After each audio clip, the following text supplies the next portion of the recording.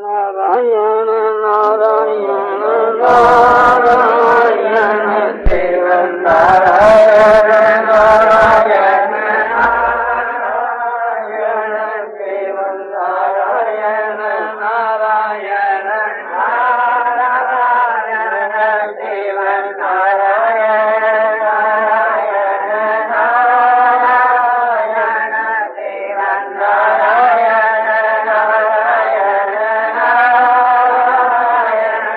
शिव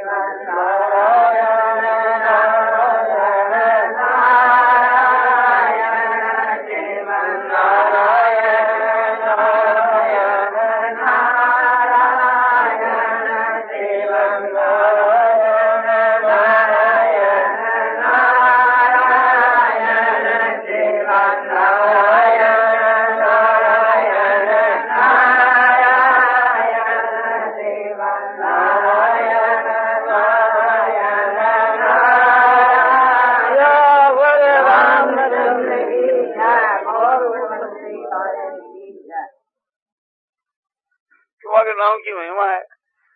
जासु नाम बल शंकर काशी,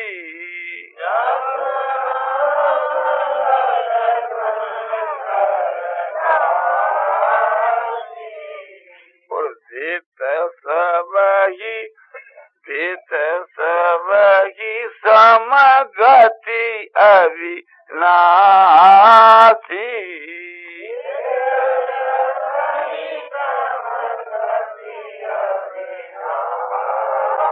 मुनि लोग जन्म जन्म के वहाँ प्रयत्न करते हैं, किंतु अंतकाल के वहाँ भगवान नहीं आते।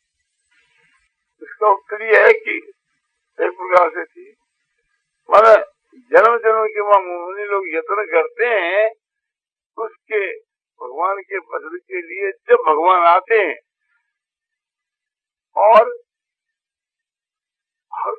जी का नाम का बल पर काशी में शंकर सदाव्रत बांटा मुक्ति को, लो मुक्ति लो मुक्ति। तो वही भगवान आज मेरे सामने आया, ऐसा मौका क्या थोड़ा ही बनाना मिला है। ममलोचन गो चर सोगी आवा,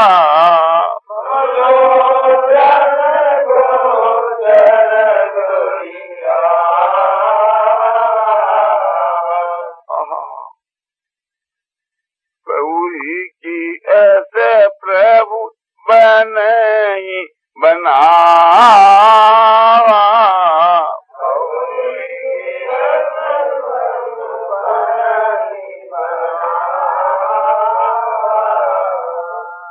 गौरी की प्रभु ऐसे बने बनावा।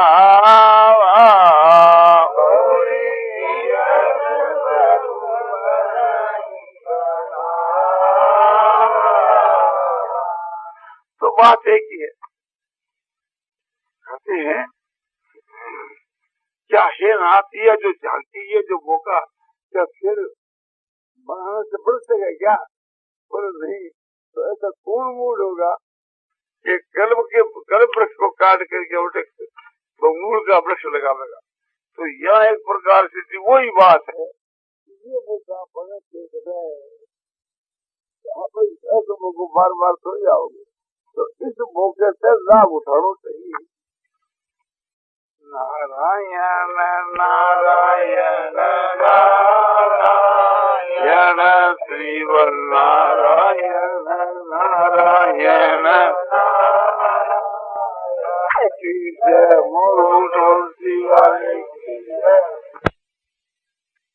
क्या था। और एक माया की तरफ से रुक आया है, इसमें ये बात पूछी है कि महापुरुषों में प्रेम की पहचान का क्या भाव है। महापुरुषों के मां जिनका प्रेम होगा तो उसका जो भाव है वो तो एक प्रकार से हृदय की चीज है, भाव तो क्रिया की चीज नहीं है। और भाव का यहाँ मतलब है श्रद्धा। श्रद्धा होने से ही प्रेम होता है। श्रद्धा का मतलब है कि उनके मन विश्वास और भक्ति, विश्वास और भक्ति श्रद्धा इत्यादि होने से थी। उसकी पहचान यह है कि जिसका महापुरुषों के वहां प्रेम होगा, श्रद्धा होगी, भाव होगा, तो वह पुरुष महापुरुषों के संकेत की माफक चलेगा, उनके सिद्धांत की माफक चलेगा, उनके हुक्म की माफक चलेगा। वे प्राणों का त्याग कर सकते हैं, किंतु उनकी आज्ञा का त्याग नहीं कर सकते, उनकी प्रेरणा से बाहर नहीं जा सकते, उनके अपने भाव से बाहर नहीं जा सकते, उनके सिद्धांत से बाहर नहीं जा सकते, उनके हुक्म के बाहर नहीं जा सकते। बाहर में जाना और एक तरफ मरना, मरना उनको स्वीकार है, किंतु उसके बाहर करना स्वीकार नहीं। भगवान श्री रामचंद्र जी के हुक्म का जब लक्ष्मण जी एक प्रकार से पालन नहीं कर सके, वाल्मीकि रामायण में कथा आती है, तो श्री रामचंद्र जी के द्वारा लक्ष्मण जी का त्याग किया गया और लक्ष्मण जी ने सरजू के किनारे जाकर के अपने प्राणों का त्याग कर दिया। गौरांग महाप्रभु के सिद्धांत के अनुसार छोटा हरिदास जब आपने नहीं चला, तो गौरांग महाप्रभु ने छोटे हरिदास का त्याग कर दिया और हरिदास में जाकर अपने प्राणों का त्याग कर दिया। भरत और शत्रुघ्न ने महाराज श्री राम की आज्ञा का पालन नहीं कर सके। भरत और शत्रुघ्न जो सीता के विषय में आज्ञा दी महाराज ने कि सीता को वाल्मीकि ऋषि के आश्रम में छोड़ दो, तुम चले आओ, तो उस आज्ञा का वे पालन नहीं कर सके। इस वास्ते मूर्छित होकर के जमीन में गिर पड़े। तो ये समझना चाहिए कि जो श्रद्धेय जो पुरुष है, उसकी आज्ञा का यदि श्रद्धालु पालन नहीं कर सके तो उसकी ऐसी दशा हो जाती है, वो कम से कम मूर्छित हो ही जाता है।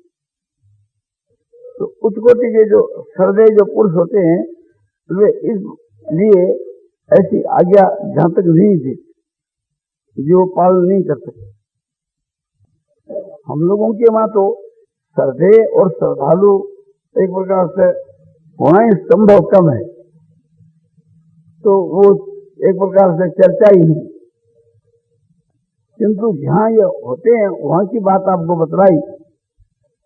जो उत्कोटि के जो महापुरुष होते हैं, तो वे स्वयं एक प्रकार से उत्तम आचरण करते हैं और उत्तम व्यवहार और उत्तम बर्ताव करते हैं। वे किसी को आज्ञा देते ही नहीं। उनका जो सिद्धांत है, उनका जो भाव है, उनके अनुसार ही लोग चलते हैं या उनका अनुकरण करते हैं।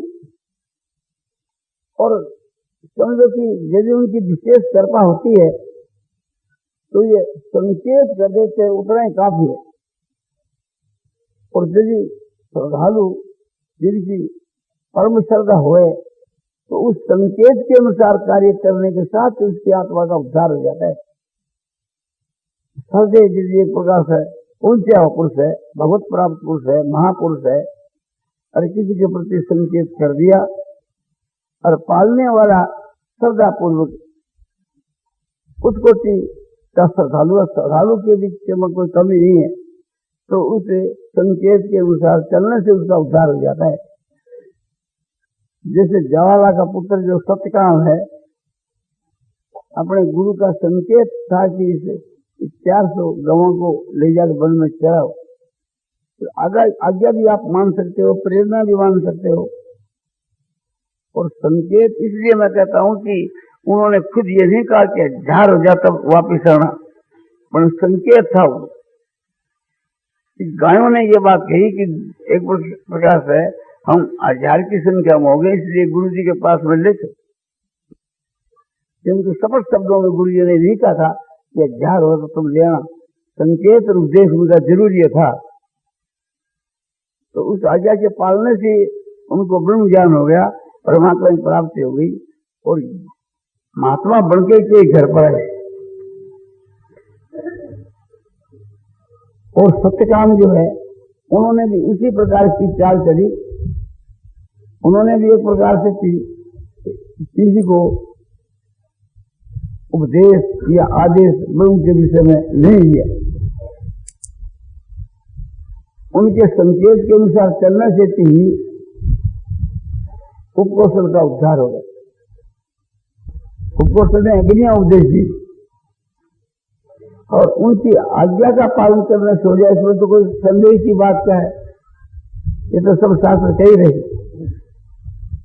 अब उनका जो भाव है, उनकी बाहर की जो क्रिया जो है, उस क्रिया के वहां बहुत आदर रहता है और उनके नेत्रों के भीतर के बीच के वहां प्रेम रहता है। श्रद्धालु के नेत्रों में प्रेम रहता है, रोशनी रहती है, भाव रहता है। तो श्रद्धेय तो इस बात को समझ जाता है, दूसरे लोग भी ये चीज समझ जाते हैं। उसके नेत्रों के वहां वो प्रेम वास करता है, श्रद्धा वास करती है। इसलिए उसका उत्पत्ति का भाव होने के कारण से उसके द्वारा जो चेष्टा होती है वो आदर पूर्वक, सत्कार पूर्वक और मान पूर्वक होती है, स्वाभाविक है। तो बाल की जो चेष्टा है आदर सत्कार पूर्वक, ये तो एक प्रकार से मनुष्य विचार के द्वारा भी कर सकता है, किंतु हृदय का और नेत्रों का जो भाव है ये विचार से नहीं होता, ये विचार से भाव होने से होता है। श्रद्धालु आदि का लक्ष्य रहता है कि श्रद्धेय की आज्ञा की बात तो दूर रही, उसका जो संकेत है, उसका जो सिद्धांत है, उनका जो भाव है, उसके लिए अपने आप को समर्पण कर देता है और हंसता हुआ, नाचता हुआ, मुग्धता होता है। श्रद्धेय की जो बात है, मन मार करके जो मानना है, उसका नाम श्रद्धा नहीं है। वो तो है विचारवान जैसा कर सकते, और उसका फल भी भगवान की प्राप्ति नहीं। भगवान के वहां प्रीति घटे नहीं तो भी एक प्रकार से काफी है, बहुत ही समझना चाहिए। किंतु जैसी महिमा महापुरुषों के शास्त्रों में लिखी है, ऐसे महापुरुष भी देखने में कम आते नहीं कि माफ। और जो श्रद्धालु पुरुषों की जो महिमा लिखी है, वैसे श्रद्धालु भी देखने में नहीं आते। देखने में न श्रद्धेय आते न श्रद्धालु। किसी की बात तो कानों में पड़ जाती है, किंतु एक प्रकार से पूरा विश्वास नहीं होता कि ये जो कहते हैं श्रद्धा के विषय में, या अमुक आदमी की अमुक में श्रद्धा है, अमुक आदमी की अमुक में श्रद्धा है, ये सुनी तो जाती है बात, किंतु विश्वास नहीं होता, क्योंकि उसका नतीजा जो है उसको परमात्मा की प्राप्ति हो जानी चाहिए, वो देखने में नहीं आती। और ऐसा जो बनना है वो एक प्रकार से कोई कठिन नहीं है। श्रद्धा के अनुसार प्रेम तो स्वाभाविक हो जाएगा, उसके लिए कोई अलग क्रिया नहीं करनी पड़ेगी। श्रद्धा जो है इसके विषय के बीच के वहां यही देखा जाता है कि गुण बुद्धि से श्रद्धा होती है और दोष बुद्धि से श्रद्धा घट जाती है। और परमात्मा में गुण ही गुण है, उसमें कोई दोष है नहीं। किंतु चित्र देखने वाले के लिए तो समझो कि परमात्मा के अवतार के में भी दोष दिखने लगते। और जितने महात्मा आज पहले हुए हैं, सिद्ध अन्वेषण करने वालों को, तो उनमें भी गुणों में दोष दिख सकते। और जो श्रद्धालु होता है वास्तव में, उसको दोष कभी नहीं दिखते।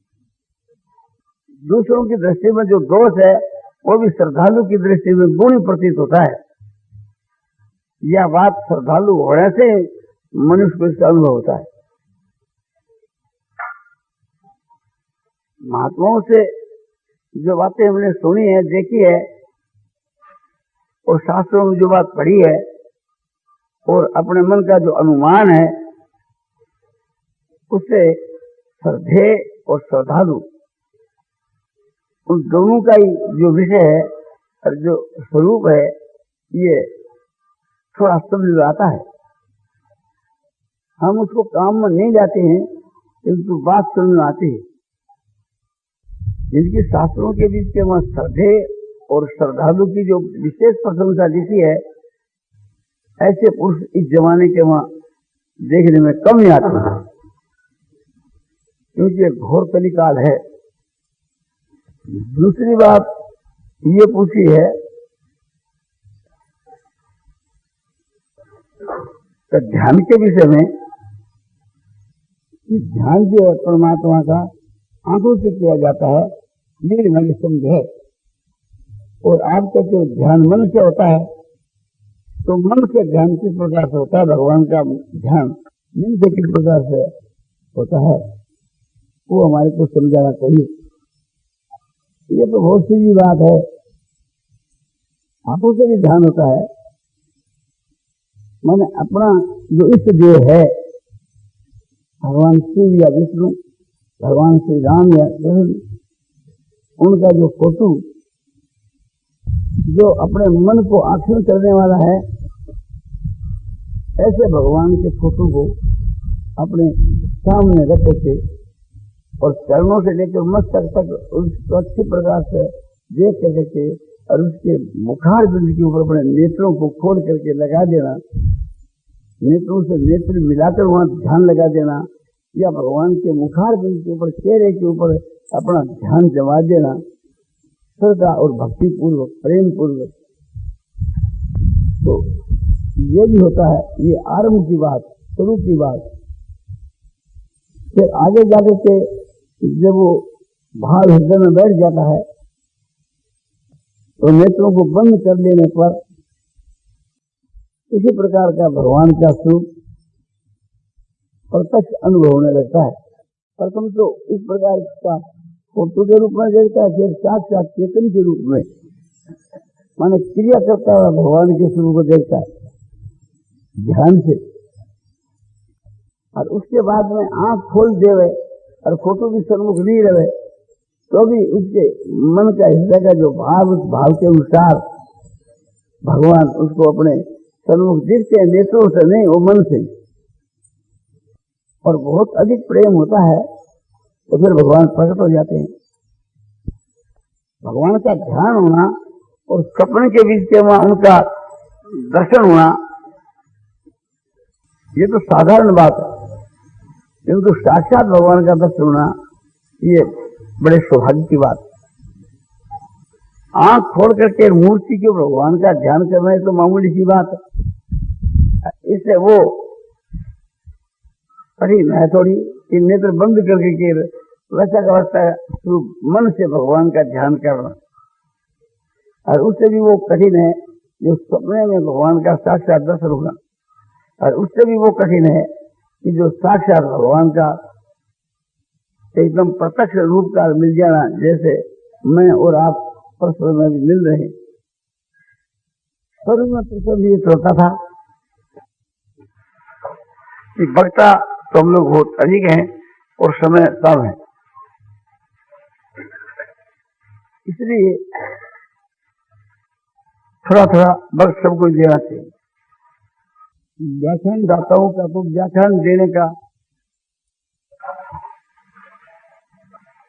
एक शौक कहो, इज्जत कहो, आदत कहो,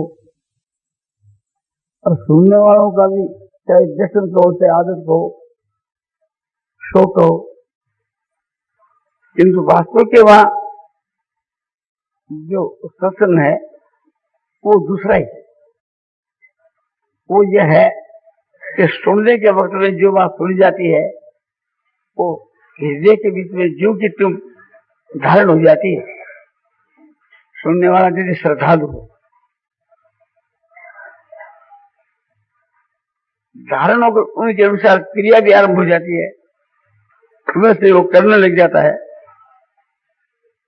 तो फिर विशेष समय नहीं लगता। दिनों में ही उसको परमात्मा की प्राप्ति हो जाती है, और बिना परमात्मा की प्राप्ति के वो जी नहीं सकता। उनको ये विश्वास है कि जो बात कही गई थी कि 16 में सत्य है, शास्त्र प्रमाण है, युक्ति प्रमाण है,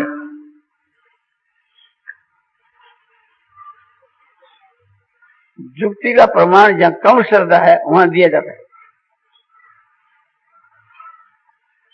जहाँ विशेष श्रद्धा होती है वहां युक्ति की कोई आवश्यकता नहीं रहती। हाँ, तो महापुरुषों का वचन ही प्रमाण है। महापुरुष है, उनका दूसरा नाम आपद पुरुष है।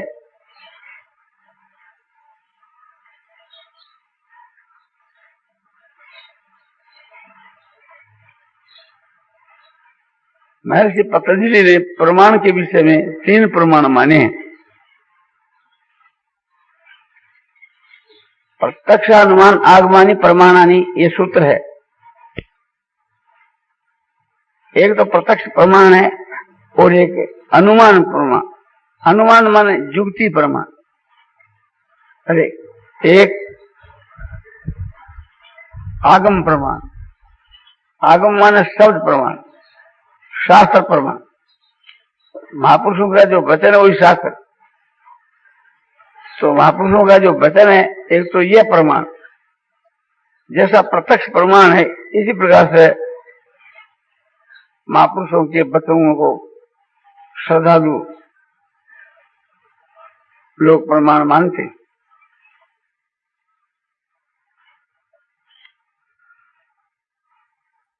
प्रत्यक्ष प्रमाण तो यह है कि जैसे हम इस कमरे में बैठे हैं और आंखों से सबको देखते हैं कि ये सब लोग बैठे हैं, प्रत्यक्ष प्रमाण। अनुमान प्रमाण यह है कि लोग मरते हैं, इससे अनुमान होता है कि मैं भी एक दिन मरूंगा, वो बात निश्चित है। और भी समझो कि इसी माँ बहुत से प्रमाण है। कहीं पहाड़ के वहां धुआं निकलता है तो धुआं से ये अनुमान किया जाता है कि यहाँ आग लग गई। धुआं है तो वहां आग निश्चित, ये अनुमान प्रमाण है।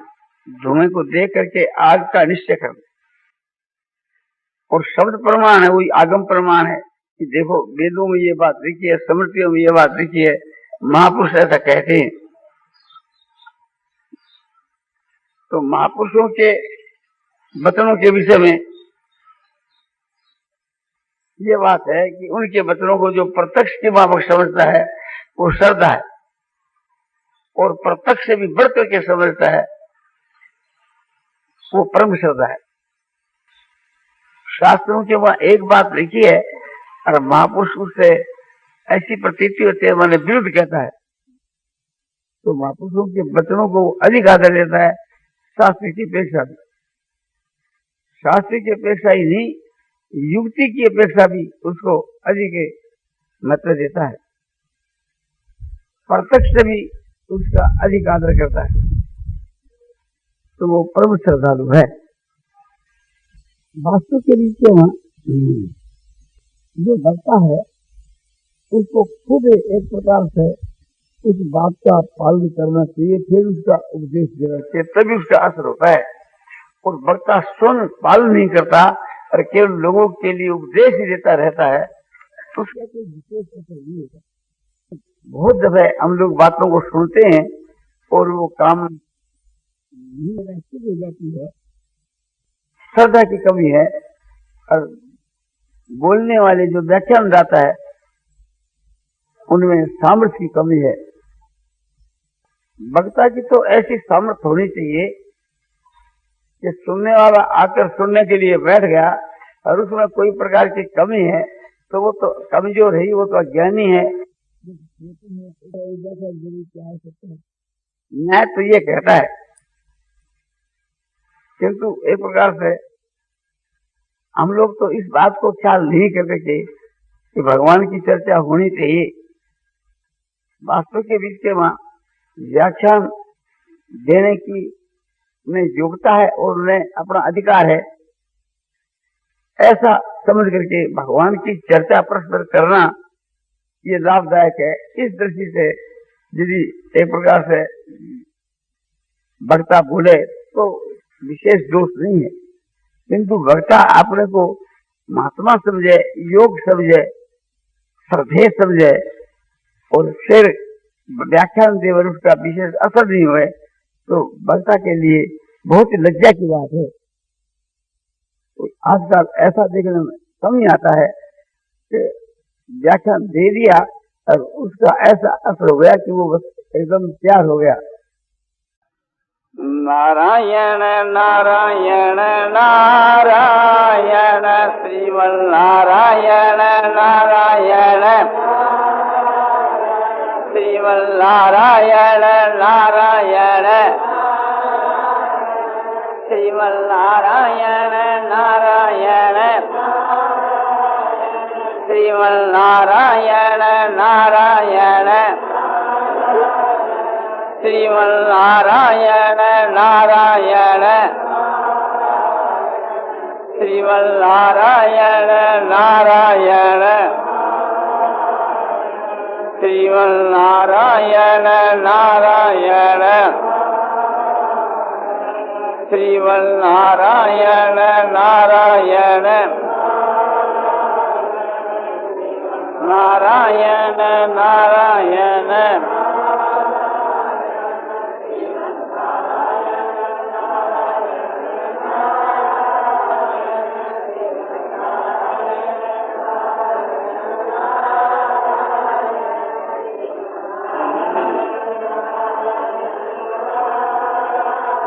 आनंदमय आनंदमय पूर्णानंद अपारानंद शांतानंद घनानंद अचलानंद ध्रुवानंद नित्यानंद बोधस्वरूपानंद ज्ञान स्वरूपानंद आनंद जी आनंद शांति शांति शांति।